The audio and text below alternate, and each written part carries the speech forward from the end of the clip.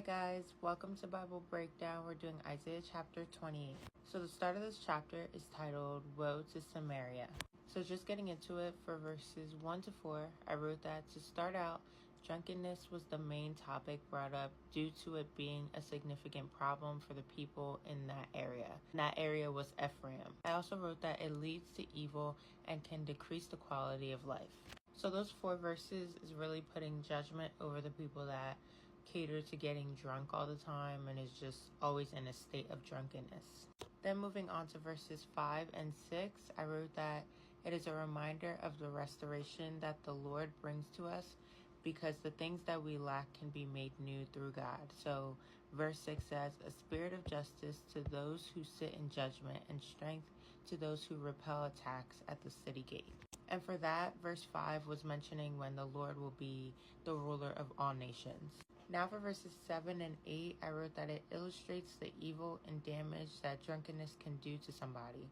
So the big picture is that you can lose your self-control.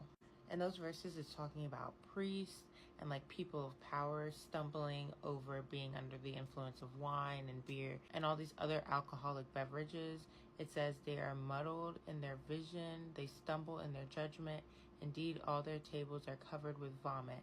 There is no place without a stench. And for me, I feel like that's just saying how there is no good in being drunk. Like, there is nothing good that comes from being under the influence of alcohol.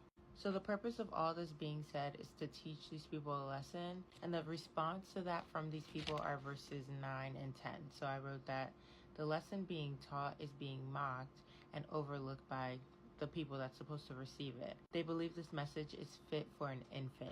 In verse 9 specifically, it says, who is he trying to teach? Who is he trying to instruct? Infants just weaned from milk, babies removed from the breast. So now the next verses to come is kind of like a warning, and I wrote that for verses 11 to 13. With disobedience comes consequences. The Lord will send out this message another way. I kind of look at it as phases, like the Lord gives you opportunities to learn and receive what he's trying to tell you. So if you don't receive it, and if you're being naive the first time, he's going to make sure that you receive it the next time he mentions that. And if you continue to disobey and kind of like disregard, I feel like it's just going to get worse for you. Verse 13 says, the word of the Lord will come to them, law after law, law after law, line after line, line after line, a little here, a little there, so they go stumbling backwards to be broken, trapped, and captured. For the next section of this chapter, it is titled, A Deal with Death. For verses 14 to 15, I wrote, the people that were immature to hear, so some of them are actually the rulers of the nation. The people that were immature to hear were highly encouraged to rethink their decision because they had no fear of death and they relied on lying to kind of get them through. And I wanted to note that once death is like upon you, there is no room for repentance. Verse 15 says, for you said, we have made a covenant with death and we have an agreement with Sheol. When the overwhelming catastrophe passes through, it will not touch us because we have made falsehood our refuge and have hidden behind treachery. So in response to that, the Lord kind of reassures us what he has to offer when you trust in him. And that's from verses 16 to 19. Verse 16 says, therefore the Lord said, look, I have laid a stone in Zion, a tested stone, a precious cornerstone, a sure foundation. The one who believes will be unshakable. So it's like comparing having refuge in the Lord or having refuge in falsehood. I feel like this is like a no-brainer here. For verses 20 to 22, I wrote that rejecting the Lord left the people in discomfort. This goes to show that the message of God will be delivered one way or another. Verse 20 is using like imagery language, and it says, indeed, the bed is too short to stretch out on, and its cover too small to wrap up in.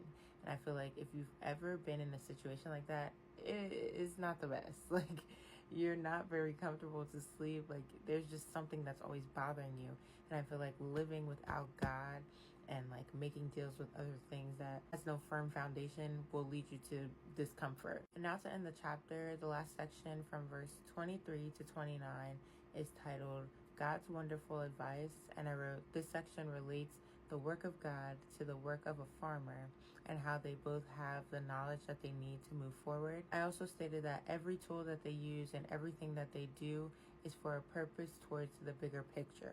On top of it highlighting like the purpose of different things, I also think it's highlighting the timing of different things being used. So it's like God will use what he needs in that moment to get his point across or to fulfill the mission that he has planned. It's the same way that a farmer will use this tool at this time and do this at another time. And these verses really depict the role of a farmer very well. Just talking about like, if a farmer plows this would be the next step that they take. It really just shows how wise the Lord is. And even in verse 29, it says, this also comes from the Lord of armies. He gives wondrous advice. He gives great wisdom. And I feel like to give great wisdom, you have to have great wisdom. And of course, the Lord has great wisdom.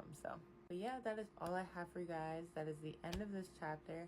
And I will see you guys tomorrow for Isaiah chapter 29. I love y'all. God loves y'all more. Have a great night.